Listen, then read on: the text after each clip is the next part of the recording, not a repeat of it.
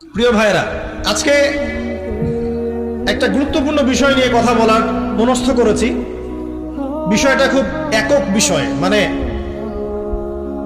সমাজের অনেক অসুবিধা নিয়ে আমরা কথা বলি, রাষ্ট্রের অনেক অসুবিধা নিয়ে কথা বলি, বিশ্ব নিয়ে কথা বলি, আমরা অনেক বড় বড় বিষয় নিয়ে কথা বলি, কিন্তু একটা গুরুত্বপূর্ণ বিষয় ছুটে যায় যেটার গুরুত্ব এগুলোর চাইতে অনেক বেশি। যে বিষয়টা সংশোধিত না হলে বাকি বিষয়গুলো সংশোধন কাম্য নয়। সেটা হচ্ছে সূরাতুত তাহরীমের 6 নম্বর আয়াত। আল্লাহ রাব্বুল আলামিন সূরা তাহরীমের 6 নম্বর আয়াতে বলছেন, বাদা আউযু বিল্লাহি মিনাশ শাইতানির রাজীম, আল্লাহ পাক বলছেন, ইয়া আইয়ুহাল্লাযীনা আমানু, হে মুমিনগণ, কু আনফুসাকুম, তোমরা নিজেরা জাহান্নামের আগুন থেকে বাঁচো, ওয়া আহলিকুম নারান, তোমাদের পরিবার বর্গকেও জাহান্নামের আগুন থেকে বাঁচাও। নিজে জাহান্নামের আগুন থেকে বাঁচো, পরিবার বর্গকেও জাহান্নামের আগুন থেকে বাঁচাও। আলাইহা মালাইকাতুন গিলাদুন শিদাদ, সেই জাহান্নাম থেকে বাঁচাও যেখানে আছে কঠোর মনের কিছু ফেরেশতা। লা ইয়াসুনাল্লাহা মা আমারাহুম ওয়া ইয়াফআলুনা মা ইউমারুন, আল্লাহ পাক বলছেন তাদেরকে আল্লাহ পাক যখন কোনো আদেশ করেন সেই আদেশ পালনে তারা বিন্দুমাত্র গাফিলতি করে না। কঠিন হৃদয়ের কিছু ফেরেশতা আল্লাহ রাব্বুল আলামিন রেখেছেন কোথায়? জাহান্নামে। এবং এই জাহান্নাম থেকে বাঁচার জন্য আল্লাহ পাক বলছেন তুমি নিজে আগে বাঁচো এবং পরিবার বর্গকে বাঁচাও। আসেন, কেন এই কথাটা বলতে হচ্ছে? কারণ যত দিন যাচ্ছে আমরা দেখছি যে পরিবারের ভাঙনটা বৃদ্ধি পাচ্ছে।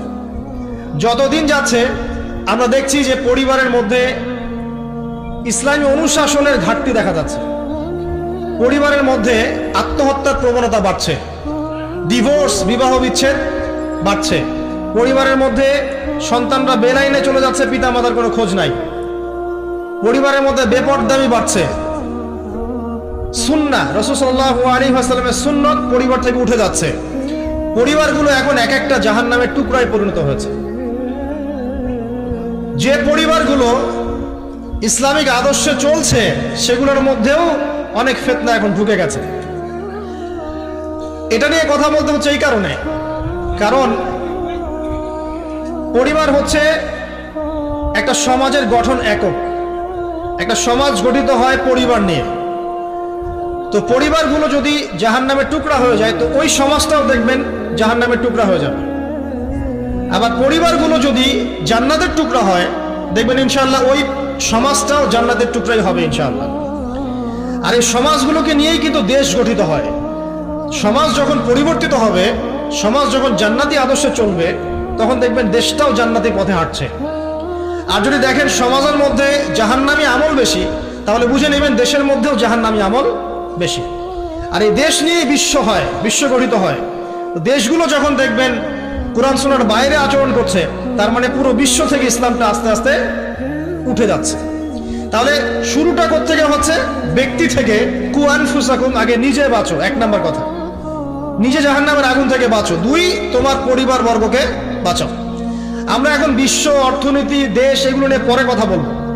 আমরা আগে বলবো নিজের কথা এবং পরিবারের কথা, ঠিক আছে? আসুন, আল্লাহ পাক বলছেন নিজে বাঁচো, পরিবার বর্গকে বাঁচাও। তার মানে আত্মকেন্দ্রিকতার কোনো সুযোগ নাই ইসলামে, যে আমি নিজে বাঁচলাম যথেষ্ট, আর কারো দিকে দেখার দরকার নাই। এই আত্মকেন্দ্রিকতার সুযোগ ইসলামে নাই। পরিবার বর্গকেও বাঁচাতে হবে, এটা আপনার উপর নৈতিক একটা ধর্মীয় দায়িত্ব।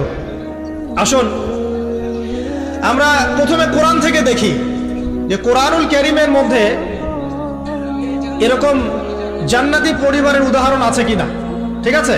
তারপরে আসবো আমরা ওই জায়গায় যে নবী সাল্লাল্লাহু আলাইহি ওয়াসাল্লাম শেষ জামানায় পরিবারগুলো কেমন হবে এই ব্যাপারে কি বলেছেন। তারপরে ইনশাআল্লাহ আমরা আসবো কিছু পরিসংখ্যানে, যে এখনকার কিছু পরিসংখ্যান আপনাদেরকে দিব যে পরিবারগুলোর মধ্যে কি চলছে, ঠিক আছে? আর সর্বশেষে গিয়ে আমরা আলোচনা করবো ইনশাআল্লাহ যে এই সমস্যাগুলো থেকে উত্তরণের পথ কি। 4টা পার্ট আছে আলোচনায়। কয়টা পার্ট? 4টা পার্ট। আগে আমরা দেখবো প্রথমে কোরআন এবং সুন্নায় আদর্শ পরিবার গঠনের ব্যাপারে আল্লাহ পাক কি কি নসিহত করেছেন, 1 নাম্বার। তারপরে যাব রাসূল সাল্লাল্লাহু আলাইহি ওয়াসাল্লাম শেষ জামানায় পরিবারগুলোর অবস্থা কি করুণ হবে, এই ব্যাপারে কি কি হাদিস